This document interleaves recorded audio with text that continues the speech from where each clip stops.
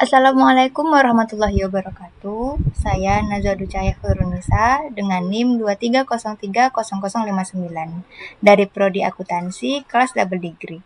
Pada video ini saya akan mempresentasikan proses pengembangan sistem akuntansi berbasis spreadsheet pada usaha Nana Fotokopi dan Printing guna untuk memenuhi tugas UTS pada mata kuliah komputer akuntansi yang diampu oleh Ibu Fikaria Borutarigan SAK MPD.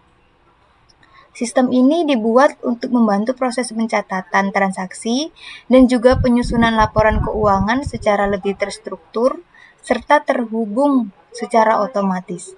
Pada video ini saya akan menjelaskan studi kasus yang digunakan, struktur workbook, daftar akun, input transaksi, jurnal umum, buku besar, neraca saldo, laporan laba rugi, laporan perubahan modal, serta dashboard sebagai tampilan ringkasan dari laporan keuangan.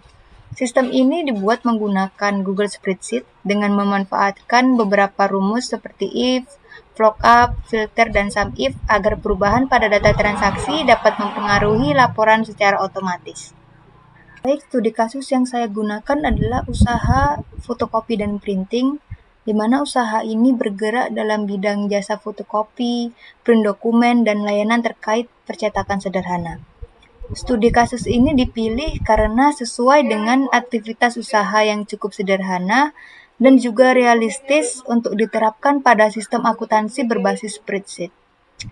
Periode transaksi yang digunakan adalah periode Januari tahun 2026. Transaksi yang digunakan mencakup investasi awal, pembelian tunai dan kredit, transaksi penjualan atau pendapatan jasa secara tunai dan kredit, penerimaan piutang, pembayaran beban, pembayaran gaji, serta transaksi penyesuaian. Setiap transaksi memiliki tanggal dan juga nomor bukti, keterangan, serta nominal transaksi. Ini adalah 10 transaksi yang nantinya akan kita gunakan sebagai data awal sistem. Data ini nanti akan kita masukkan melalui sheet input transaksi dan jadi dasar untuk menghasilkan jurnal umum, buku besar, neraca saldo, dan juga laporan keuangan. Baik, workbook ini terdiri dari beberapa sheet yang nanti akan saling terhubung. Sheet-nya yaitu dashboard, daftar akun, input transaksi, jurnal umum, buku besar, neraca saldo, laba rugi, perubahan modal, dan nantinya ini memiliki fungsi yang berbeda-beda, tetapi datanya akan saling terhubung. Alur sistem dimulai dari daftar akun dan input transaksi. Data tersebut kemudian digunakan untuk menghasilkan jurnal umum, buku besar, neraca saldo, dan kemudian digunakan untuk menyusun perubahan modal. Dengan alur tersebut, data tidak perlu dimasukkan berulang kali pada setiap laporan. Selanjutnya kita masuk ke sheet daftar akun, di mana sheet ini nanti kita gunakan sebagai daftar kode akun dan nama akun yang digunakan dalam transaksi. Beberapa akun yang digunakan itu ada kas, piutang, perlengkapan, peralatan, utang usaha, modal pemilik, pendapatan jasa, serta akun-akun beban. Selain kode ada juga nama akun dan juga daftar akun yang digunakan untuk menentukan saldo normal masing-masing akun yang terdiri dari debit dan kredit. Pada datasheet ini nantinya menjadi referensi bagi sheet input transaksi, buku besar, dan juga neraca saldo. Baik, pada bagian ini saya akan memasukkan beberapa akun ke dalam daftar akun. Setelah daftar akun tersedia, akun tersebut dapat digunakan pada proses input transaksi. Contohnya kode akun 101 di mana nama akunnya adalah kas. Dia masuk ke kelompok aset dan saldo normalnya berada di debit. Selanjutnya ada kode akun 102 yaitu piutang usaha yang merupakan kelompok aset juga dan saldo normalnya berada di debit. Selanjutnya kita akan masuk ke sheet input transaksi. Nah, di sheet ini merupakan tempat utama kita untuk memasukkan transaksi yang terjadi selama periode pencatatan ya. Setiap transaksi memiliki tanggal, nomor bukti, keterangan, kode akun, nama akun, debit, dan juga kredit. Nah, sebelumnya di kode akun, kita akan membuat drop-down dulu agar pengguna dapat memilih kode akun yang sudah tersedia pada daftar akun. Caranya itu di kolom yang D2, kolom D baris kedua ini kita klik kanan, lalu di sini kita pilih drop-down. Setelah itu pada kriteria ini kita pilih drop-down dari rentang. Habis ini kita masuk ke sheet daftar akun. Lalu kita blok dari baris A2 sampai A11. Kita okekan, selesai. Jadi nanti di sini kita bisa langsung memilih kode-kode akun yang ada di daftar akun. Ini untuk ke bawahnya kita tarik saja ke bawah.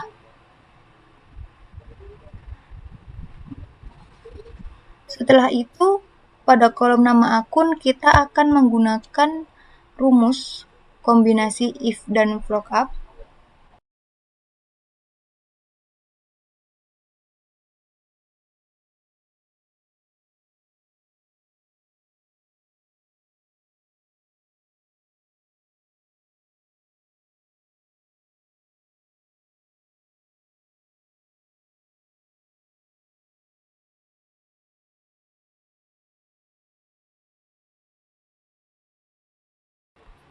Nah, fungsi if ini digunakan agar nantinya nama akun ini, yang ini ya, tetap kosong kalau kodenya belum dipilih.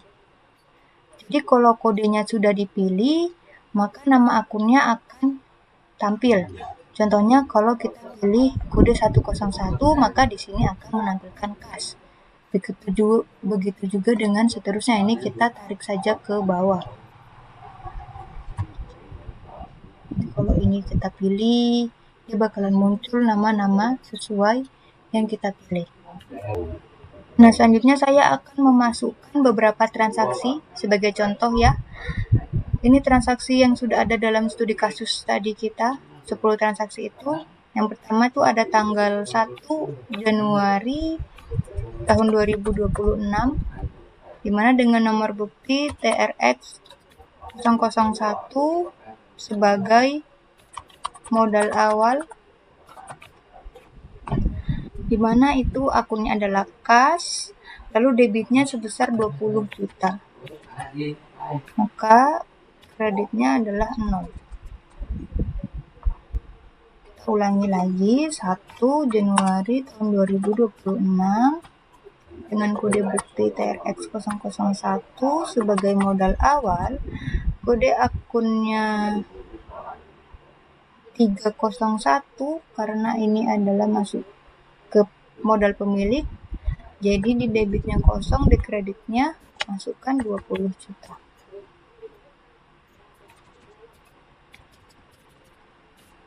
Nah, seperti itu ya teman-teman ya. Ini juga berlaku untuk seterusnya, untuk 10 transaksi yang tadi kita buat. Jadi dia satu transaksi itu ada 2 kolom, satu transaksi itu ada 2 baris yang isinya nanti ada di debit dan juga kredit. Ini sudah saya masukkan semua transaksinya. Lalu di sini kita jumlahkan aja untuk debit dan kreditnya pakai rumus sum. Ini sudah ditarik ya dia yang punya angka. Kita enter. Lalu ini kita tarik ke samping aja. Jadi ini udah balance antara debit dan juga kreditnya. Selanjutnya kita masuk ke jurnal umum. Jadi setelah transaksi tersedia, kita akan masuk ke sini yang berfungsinya untuk menampilkan transaksi yang telah dimasukkan pada sheet input transaksi tadi. Pada bagian ini kita juga nggak masukkan secara manual, kita akan pakai rumus, yaitu rumus filter.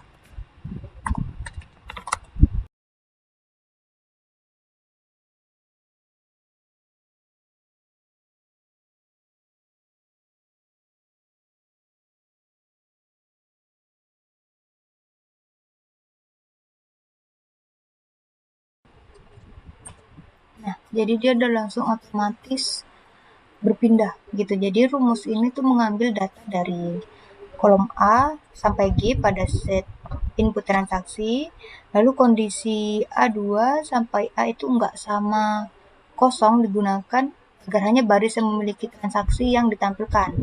Jadi ketika transaksi baru ditambahkan pada input transaksi, data tersebut pun dapat muncul secara otomatis di jurnal umum ini. Selanjutnya kita masuk ke buku besar. Nah, buku besar ini digunakan untuk mengelompokkan transaksi berdasarkan akun, sehingga akan diketahui pergerakan saldo dari masing-masing akun. Pada bagian atas terdapat pilihan akun. Nah, jadi ini kita akan pakai drop down dengan cara yang sama untuk di set akun pendaftaran akun. Nah, ini caranya kita klik kanan, kita pilih drop down, kita pilih drop down rentang, habis itu kita pilih rentang data, kita masuk saja ke sini, lalu kita blok. Oke. Selesai. Di nama akun ini juga sama ya, kita memakai rumus if B300 ini. Jadi kalau di sini nanti kita pilih, contohnya pilih 101. Nah, di sini langsung otomatis ini masuk ke kas. Lalu di sini juga kita pakai rumus if error filter. Gitu ya. Jadi rumus ini tuh digunakan untuk mengambil transaksi dari jurnal umum berdasarkan akun yang kita pilih di kode akun ini. Data yang ditampilkan itu ada tanggal, nomor bukti, keterangan, debit, kredit, dan juga saldo. Jadi fungsi error ini digunakan agar apabila tidak terdapat transaksi dari akun yang dipilih, sistem tidak menampilkan pesan error. Jadi kalau misalnya nih, contohnya kita ganti ke 201. Nah, di sini juga akan tetap menampilkan saldo dari akun utang usaha. Seperti itu. Dan untuk di saldo, kita pakai rumus ini. Selanjutnya kita masuk ke set neraca saldo, di mana set ini digunakan untuk menampilkan saldo masing-masing akun pada sisi debit atau sisi kredit. Untuk kode akun ini kita ambil aja dari daftar akun ya, sama dengan ini masukkan aja tulisan daftar akun di baris A2. Nah, ini dia langsung otomatis ini kita tarik.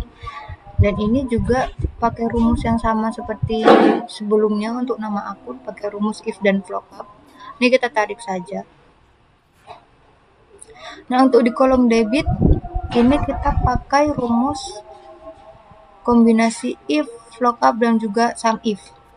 Kita pakai rumus sama dengan, nah untuk di debit kita memakai kombinasi rumus if, lookup, dan juga sum if. Jadi lookup digunakan untuk mengetahui saldo normal akun. Sum if ini digunakan untuk menjumlahkan transaksi debit dan juga kredit berdasarkan kode akun. Jadi apabila saldo normal akun itu ada di debit, maka selisih antara total debit dan kredit ditempatkan pada kolom debit.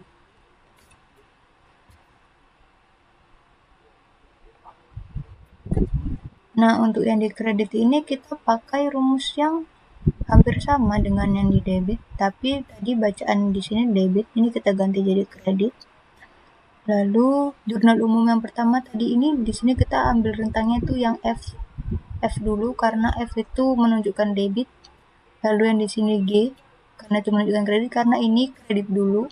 Jadi makanya di sini G dulu dan di sini F. Ini kita tarik ke bawah aja.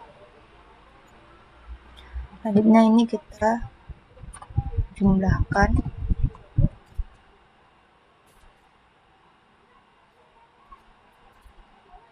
Untuk mengetahui balance atau tidaknya. Selanjutnya itu kita masuk ke laporan laba rugi. Nah, di laporan laba rugi ini kita untuk mengetahui pendapatan beban dan juga laba bersih selama periode Januari tahun 2026. Jadi untuk di rumus pendapatan ini ada pendapatan jasa. Kita pakai rumus sum if.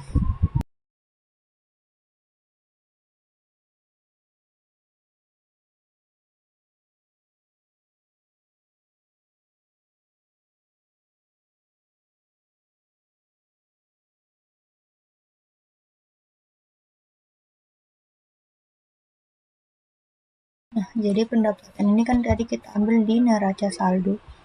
Pendapatan jasa di sini ya, 6 juta rupiah. Nah, untuk yang di beban ini kita sama menggunakan rumus sum if. Ini kita copy aja. Tapi bedanya di sini nih kita ambilnya pada kolom yang C. Karena beban memiliki saldo normal ada di debit. Dan ini kita ganti dulu jadi A7. Oke. Nah, ini juga ini ada di A8. Kita tarik saja karena dia kita ubah. 4, ini 13. 3, 4, 13.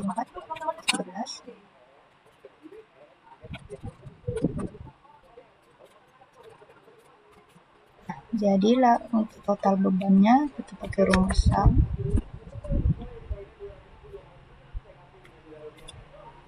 Oke, jadi untuk laba bersih kita mengurangkan pendapatan jasa dikurang total beban.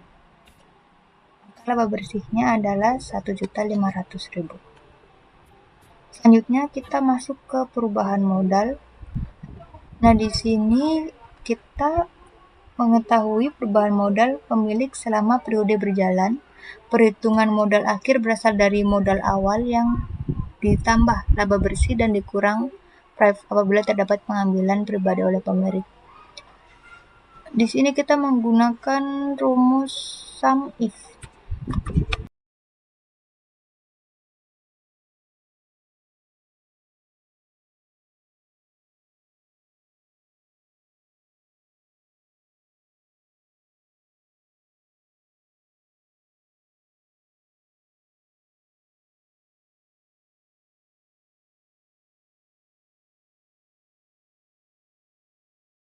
Nah, jadi modal awalnya adalah 20 juta. Ini ada dari neraca saldo ya. Modal pemilik 20 juta. Lalu untuk di laba bersih kita ambil dari set laba rugi. Laba rugi pada kolom 12. Ya. Laba rugi. Ya, benar. Pada kolom ini. Untuk pref kita nggak ada. Lalu untuk modal akhirnya yaitu modal awal ditambah laba bersih dikurang pref. Nah, jadi modal akhir kita adalah 21.500.000. Selanjutnya kita akan masuk ke dashboard. Jadi dashboard ini digunakan sebagai tampilan ringkasan dari hasil pengolahan data akuntansi. Pada dashboard ini ada tabel pendapatan, beban, laba bersih, saldo kas, ringkasan posisi keuangan, dan di sini nanti bakal ada grafik pembanding antara pendapatan dan juga beban. Nah, pada tabel pendapatan ini kita ambil dari set laba rugi. Set laba rugi pendapatan di sini ya. Kita enter. Lalu yang di beban juga kita ambil dari laba rugi. Berarti di sini ya. Kita enter. Lalu laba bersih juga kita ambil dari laporan laba rugi. Sini. Nah, saldo kas ini kita pakai dari neraca. Jadi sama dengan sum if, kita masuk ke neraca saldo bagian B4 sampai B13. Ini ya, sampai B13.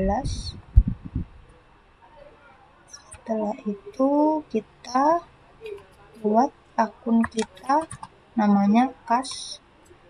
Lalu kita masuk lagi ke neraca saldo, kita masuk ke sini. Nah, kita enter. Jadi kas kita ada 13 juta.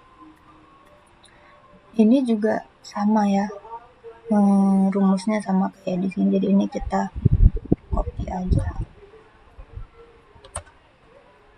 Lalu untuk piutang usaha juga kita ambilnya dari neraca saldo.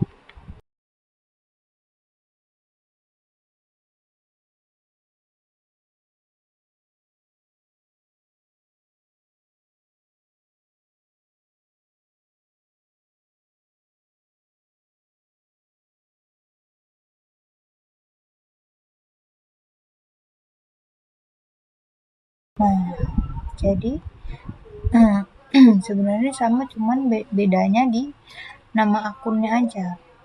Jadi ini sama aja ya, rumusnya itu sama semua, cuman beda nama akunnya aja gitu. Nah, di sini yang beda di utang usaha ini kita pakai kolom yang D4 karena dia ada di kredit gitu. Lalu untuk yang modal akhir ini kita ambil dari perubahan modal di kolom B7.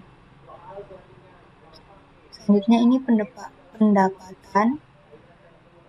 Nah, di sini kita ambil dari laba rugi pendapatan.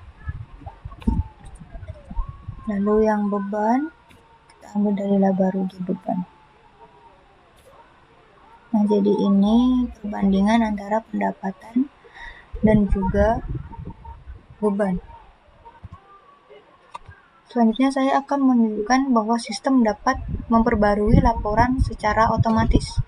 Saya akan melakukan perubahan pada data transaksi.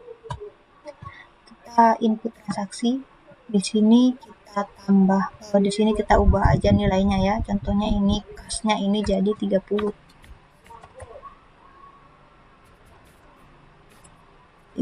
juta, dan ini juga